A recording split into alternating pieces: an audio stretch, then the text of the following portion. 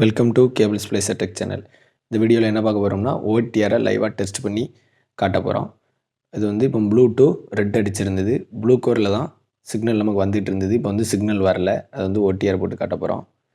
அதுக்கு முன்னே first blue கோரில் வந்து ஒரு பேட்ச் கார்டு போட போகிறோம். ஏன்னா பேட்ச் கார்டு போட்டால் தான் ஓடிடிஆரில் கனெக்ட் பண்ணி ட்ரேஸ் பண்ண முடியும். அதனால் ப்ளூ கோர் வந்து ஒரு பேட்ச் கார்டு கூட ஸ்ப்ளைசிங் பண்ண போகிறோம். ஃபைபரை ஸ்ட்ரிப் பண்ண போகிறோம். ஸ்ட்ரிப் பண்ணி டிஷ்யூ பேப்பரை வச்சு க்ளீன் பண்ணியாச்சு. அடுத்து ஃபைபர் கிளீவர் வச்சு க்ளீவ் பண்ணி மிஷினுக்குள்ள வைக்க வேண்டியதான். அதேமாதிரி பேட்ச் கார்டு சைடையும் வச்சு ஸ்ப்ளைசிங் பண்ண போகிறோம். பண்ணி முடித்தோடனே பேட்ச் கார்டு வந்து ஓடிஆரில் போட்டு ட்ரேசிங்கை ஆரம்பிக்க வேண்டியதான். இது வந்து லைவாக ஒரு இடத்துல வேலை பார்க்கும்போது எடுத்த வீடியோ. மழையும் பெஞ்சிக்கிட்டு இருக்கு. ஓகே, இப்போ வந்து ஸ்ப்ளைசிங் முடிஞ்சிருச்சு. எடுத்தாச்சு. மிஷின் வந்து எடுத்து ஒரு ஓரமாக வச்சுருவோம். ஓகே, இப்போ ஓடிஆர் எடுத்து நம்ம வந்து ஓடிஆர் போட்டு காட்டுறேன். இது வந்து எக்ஸ்போ கம்பெனியோட 750B மாடல் ஓடிடிஆர். இதில் இன்னும் நிறைய மாடல் ஓடிடிஆர்லாம் வந்துருச்சு எக்ஸ்போவில் இருந்து. இப்போ வந்து பேட்ச் கார்டை அதுக்குள்ளே போர்ட்டில் போட்டாச்சு. போட்டு என்ன வேவ் லென்த்துங்கிறத வந்து சூஸ் பண்ண போகிறோம். இதில் வந்து 1550, 1310 2 வேவ் லென்த்தும் சூஸ் பண்ணியிருக்கு. நம்ம வந்து ஃபஸ்ட்டு 1310 வேவ் லென்த் வந்து போடுதோம். இது வந்து IOLM அப்ளிகேஷன் யூஸ் பண்ணி நம்ம ஓடிஆர் போடுதோம். IOLMனா வேறு ஒன்றும் இல்லை, இன்டெலிஜென்ட் ஆப்டிலிங்க் மேப்பர் அப்படின்னு ஒரு சாஃப்ட்வேர் இருக்குது.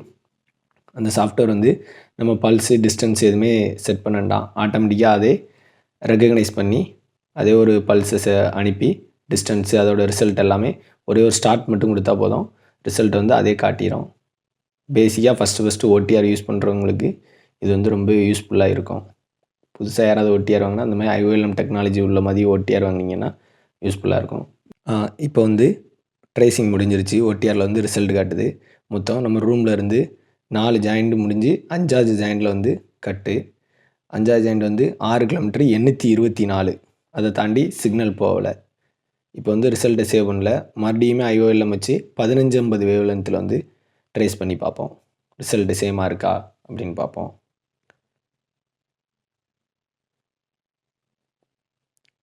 இப்போ 1310 வேவ் லென்த்தை தூர எடுத்துகிட்டு 1550 செலக்ட் பண்ணுதோம். இது வந்து டச் ஸ்க்ரீன்லாம் நல்லா தான் இருக்குது. இதுக்கு ஸ்டைலிஷ்னு ஒரு டச் ஸ்க்ரீனுக்குள்ளே ஒரு குச்சி உண்டு. அதை வந்து நம்ம ஆட்கள் தொலைச்சிட்டாங்க. அதனால் கை வச்சு பண்ணதுனால ஒழுங்காக டச் ஆக மாட்டேங்க, வேறு ஒன்றும் இல்லை. இப்போ வந்து 1550 வேவ் லென்த்தை வந்து ட்ரேசிங்க்கு கொடுத்துருக்கோம். ஸ்டார்ட் மட்டும் கொடுத்தாலே போதும், அதே ட்ரேஸ் பண்ணி ரிசல்ட்டை வந்துடும். இதுக்கடுத்து நார்மலாகவே உள்ள ஓடிடிஆர், அதாவது இந்த IOLM அப்ளிகேஷன் இல்லாமல் நார்மல் உள்ள ஓடிஆர் போட்டால் வருதையும் நான் உங்களுக்கு இந்த வீடியோவில் காட்டுறேன். இப்போ வந்து கீழே அடியில் பார்த்தீங்கன்னா இந்த க்ரீன் கலரில் வந்து ஓடிக்கிட்டு இருக்குது. அது ஃபுல்லாகி முடித்தோடனே ரிசல்ட் வந்து வந்துடும். இப்போ வந்து ரிசல்ட்டு காட்டிட்டு 428 மீட்டரில் ஒரு ஜாயிண்ட்டு, 1 கிலோமீட்டர் 531 மீட்ரு, 2 759, 3 548, சேமாக 6 824 அடுத்து சிக்னல் வந்து போகலை. அதோட சிக்னல் ட்ராப் ஆகிட்டு அப்போ கட் வந்து அந்த இடத்துல தான் இருக்குது. ஓகே, இதில் வந்து ரிசல்ட்டை சேவ் பண்ணிக்கலாம். நம்ம வந்து சேவ் பண்ணல. இப்போ வந்து நார்மல் ஓடிடிஆரில் ட்ரேஸ் பண்ணது எப்படின்னு பார்ப்போம். ஓடிஆர்னா ஆப்டிக்கல் டைம் டொமைன் ரிஃப்ளெக்டோமீட்டர் அப்படின்னு அர்த்தம். இது வந்து IOLM சாஃப்ட்வேர் இல்லாமல் நார்மலாகவே உள்ள ஓடிடிஆர். இந்த இதில் வந்து டிஸ்டன்ஸ் ஃபஸ்ட்டு நம்ம எவ்வளோ தூரம் இந்த செக் பண்ணணும் அப்படிங்கிற டிஸ்டன்ஸ் வந்து நம்ம இதில் செலக்ட் பண்ணிக்கிடுவோம். அதுக்கடுத்து வந்து பல்ஸு எவ்வளோ பல்ஸு வைக்கணும் அப்படின்னு அதை செட் பண்ணிக்கிடுவோம். அதுக்கடுத்து டைம் டூரேஷன் எவ்வளோ நேரத்தில் இது டிரான்ஸ்மிட் ஆகணும் அப்படிங்கிறத ஃபைனான்சியல் செலக்ட் பண்ணி ஸ்டார்ட் பண்ணியாச்சு. இப்போ ஓடிடிஆர் வந்து ரிசல்ட் வந்து ஓரளவு வந்துருச்சு. இதுவுமே கரெக்டாக சேமான ரிசல்ட்டை தான் இதுவுமே காட்டியிருக்கு. பார்ப்போம்.